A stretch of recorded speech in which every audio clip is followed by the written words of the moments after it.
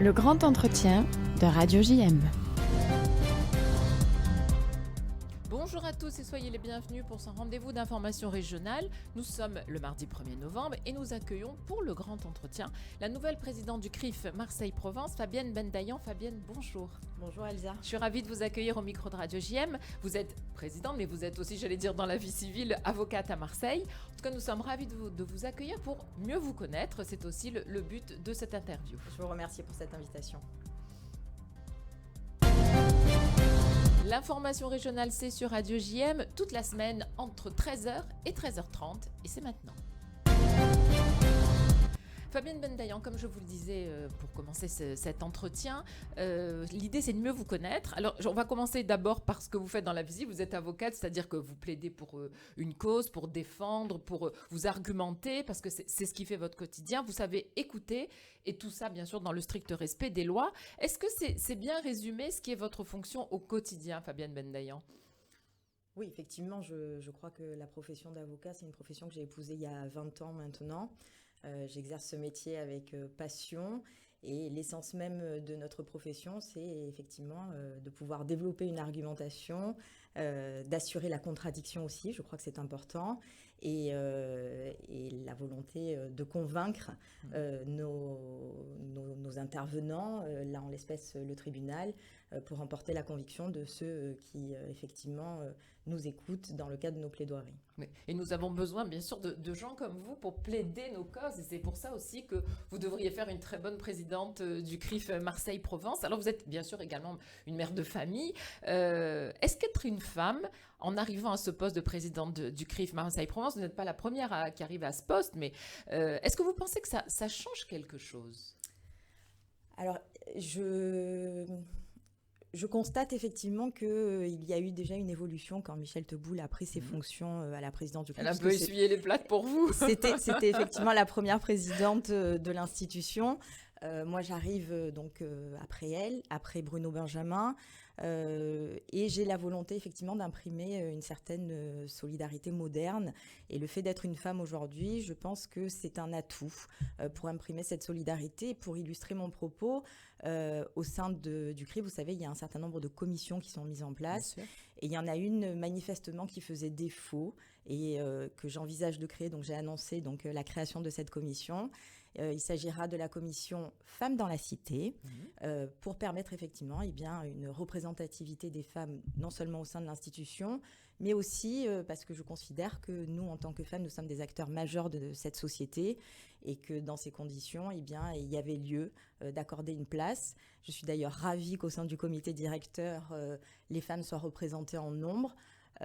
Pour illustrer également la nécessité effectivement de faire valoir la position des femmes au sein de notre société, mais aussi au sein de l'institution, j'ai envisagé dans le cadre des différentes commissions qui sont mises en place au sein du CRIF une sorte de système de parité avec une coprésidence pour permettre effectivement à chacune de ces commissions d'avoir à la fois un président qui soit un homme, mais également une coprésidence par une femme. C'est-à-dire si c'est une femme, une coprésidence avec un homme. Voilà, absolument. Très bien. L'idée étant que chacun puisse apporter ce qui fait sa différence, mais qui peut aussi éclairer différemment un sujet, et donc une commission qui réfléchit.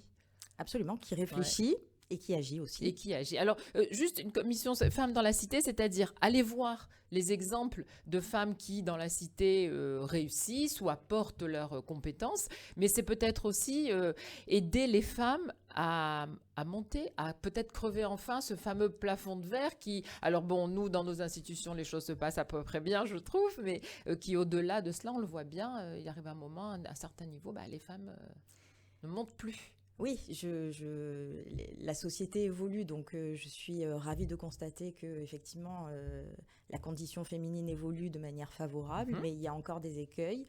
Et je crois qu'on doit effectivement participer au sein de notre institution aussi à développer la présence féminine et accorder l'importance que les femmes méritent au sein de notre société. Donc cette commission, elle aura vocation à ça, bien évidemment. mais il y aura une feuille de route qui sera mise en place. Il y a différents sujets qui seront envisagés. C'est aussi la place des femmes au sein de notre communauté. Je crois que c'est important aussi d'en parler. C'est aussi les différents combats relatifs notamment aux violences conjugales. C'est autant d'éléments d'actualité qui seront réfléchis au sein de cette commission et qui permettront effectivement, je l'espère, de faire évoluer les choses. Alors, on va rappeler, parce que je pense que c'est toujours important de le faire, les principales missions du CRIF, qui sont, j'allais dire, un peu les béquilles du travail que vous allez mener avec votre équipe. Alors, il y a statutairement 3 axes principaux s'agissant de notre institution. Le premier, c'est bien évidemment le devoir de mémoire. Le second, c'est la lutte contre l'antisémitisme. Et le troisième, c'est la défense de l'État d'Israël en tant que nation démocratique. Ça, c'est statutairement. Après, il y a... C'est déjà pas mal de choses. Ça fait effectivement un programme assez chargé.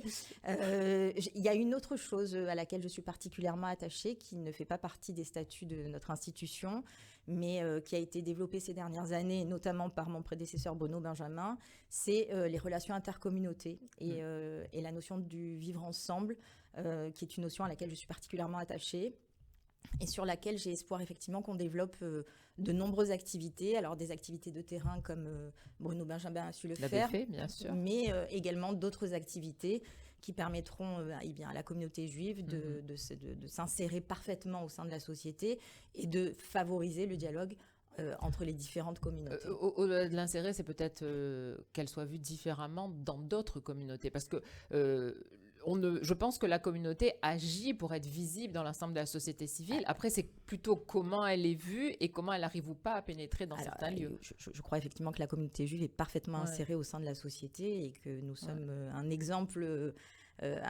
d'insertion au sein de la société, mais vous avez raison de dire qu'il s'agit aussi de faire évoluer la vision de la communauté par les autres communautés. Quand on évoque effectivement, par exemple, la défense de l'État d'Israël en tant que nation démocratique, je constate avec regret... C'est pas le sujet le plus simple. C'est pas le sujet le plus simple. Je constate effectivement avec regret que malheureusement, on est face à un constat, c'est celui de la transposition notamment du conflit israélo-palestinien en France, et que cette transposition est conjuguée avec la problématique relative à l'antisionisme et que malheureusement nos compatriotes en France subissent les conséquences de l'antisionisme et de la transposition de ce conflit et fait peser une menace sur la sécurité des Juifs français, des Français juifs plus exactement.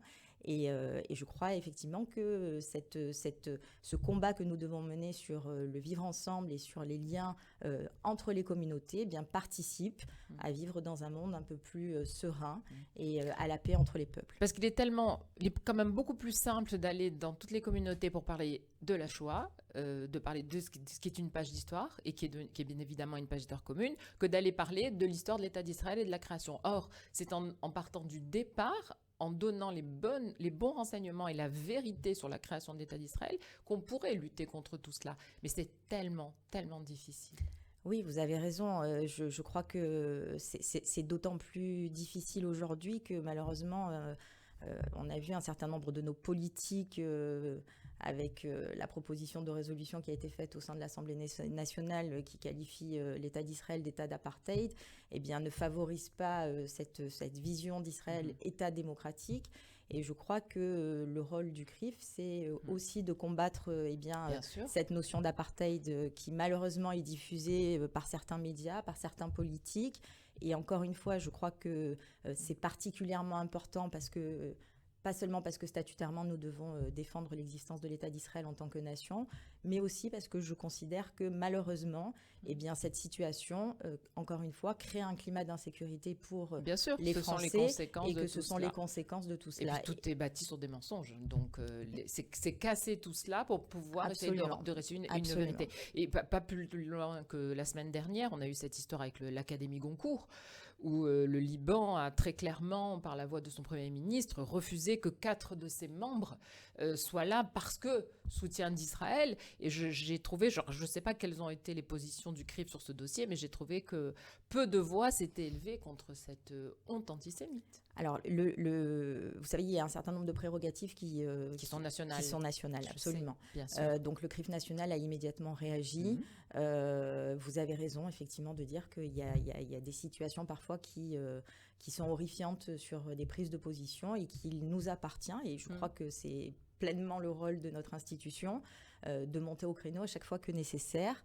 Et là, en l'espèce, le CRIF national a joué son rôle et est intervenu pour manifester son indignation. Bien sûr, face à cette le plus situation. grave étant les 4 membres de l'Académie Goncourt qui se sont quand même rendus au Liban. Absolument. Ça, c'est quand même, je pense que ce seront des noms d'écrivains qu'il ne faudra pas oublier. Pour s'en souvenir, lorsqu'on ira dans les librairies faire nos achats, ça me semble assez important.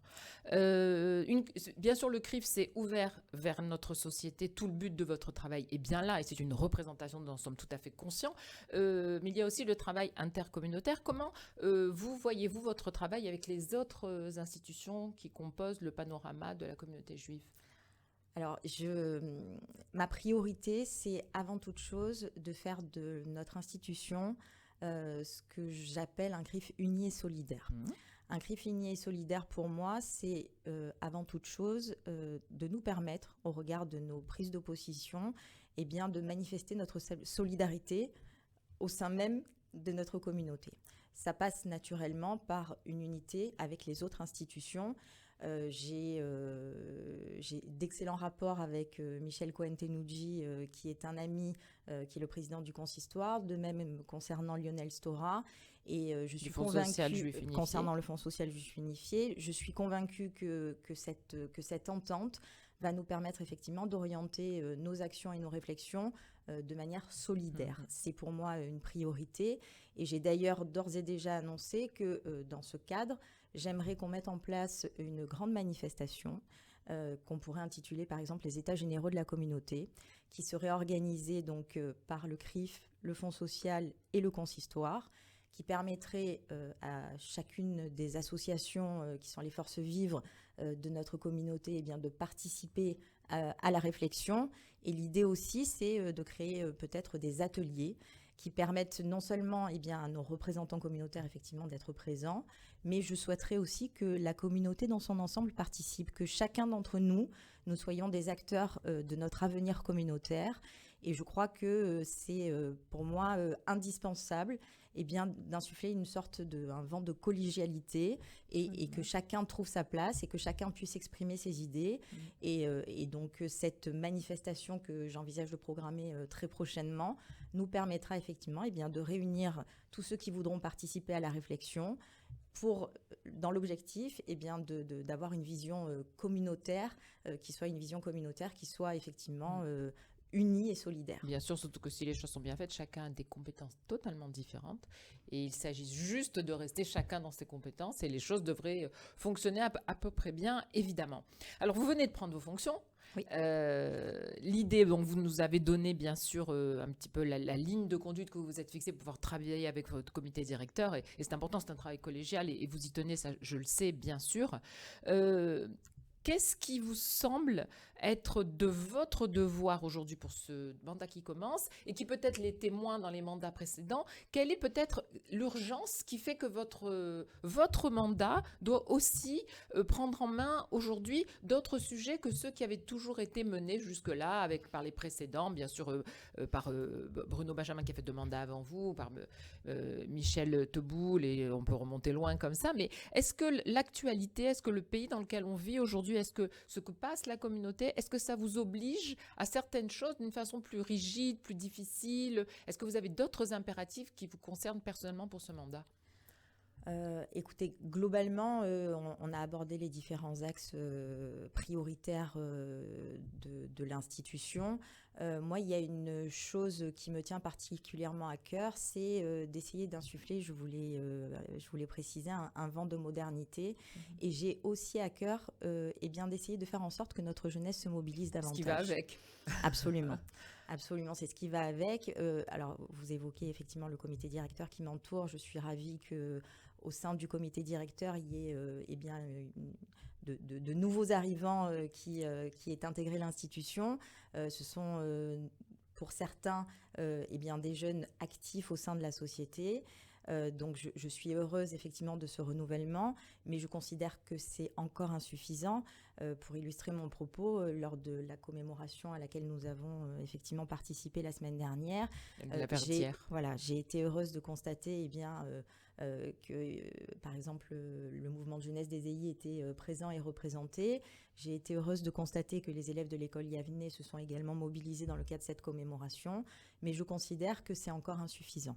Je considère que notre jeunesse doit avoir une certaine prise de conscience sur les enjeux de demain, parce que finalement, ce que nous construisons aujourd'hui, c'est aussi pour participer à l'avenir de notre jeunesse. Et il me paraît indispensable de participer à cette prise de conscience et essayer de faire en sorte que notre jeunesse se mobilise. Et c'est la raison pour laquelle, au-delà de la commission des femmes dans la cité que je crée donc, dans le cadre de ce premier mandat, j'ai pris la décision également de créer une commission dédiée à la jeunesse. Je pense que cette commission, effectivement, faisait défaut à l'institution et qu'il est nécessaire, pour permettre cette mobilisation, de créer cette commission. Cette commission aura vocation à intégrer des jeunes, pour parler aux jeunes.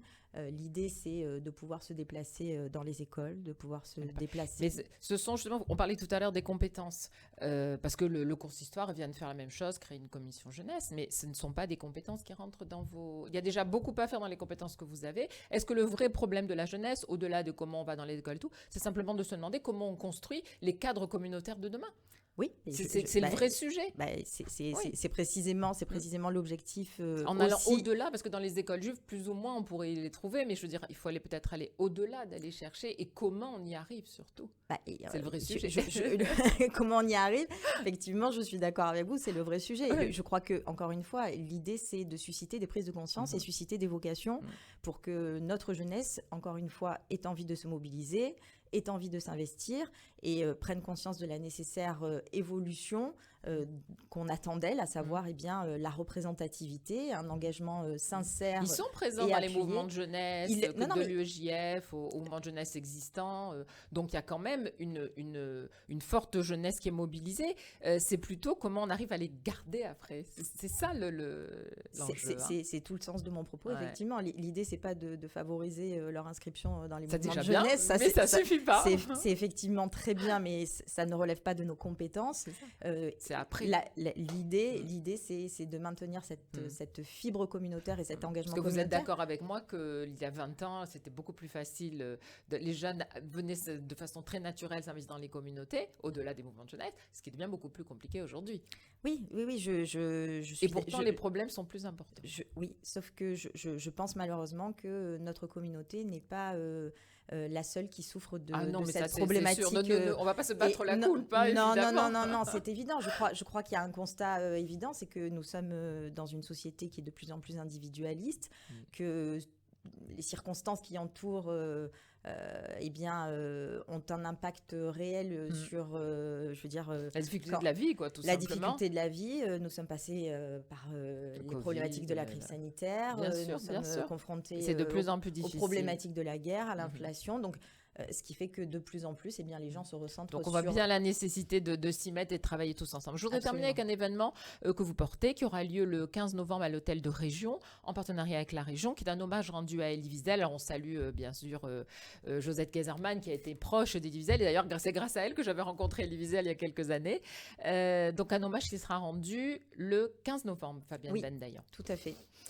C'est une manifestation qui est organisée, enfin en tout cas qui a été mûrie depuis déjà de nombreux mois, qui a nécessité de travailler énormément sur le format qui sera donné à cette manifestation. Et le contenu, bien sûr. Contenu, bien évidemment.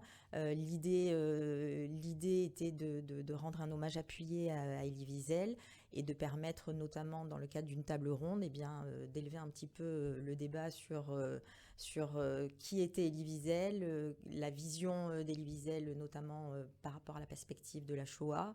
Et donc, nous avons le bonheur d'avoir un certain nombre d'intervenants qui seront présents.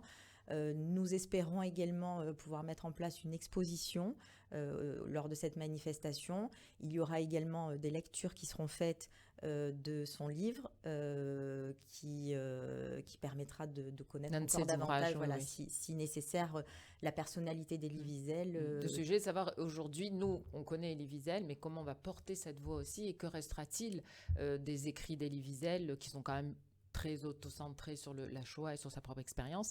Qu'est-ce qu'on en fait en fait après? Comment de cela on fait une force? Ouais. Eh bien, je crois que la diffusion participe à ça. Bien sûr, évidemment. Merci beaucoup, en tout cas, Fabienne Bendayan. Et on aura plaisir à vous accueillir ici lorsque des temps forts sont portés par le CRIF Marseille-Provence. Notre micro vous est ouvert, vous le savez. Merci beaucoup, Elsa. Merci à vous. Merci.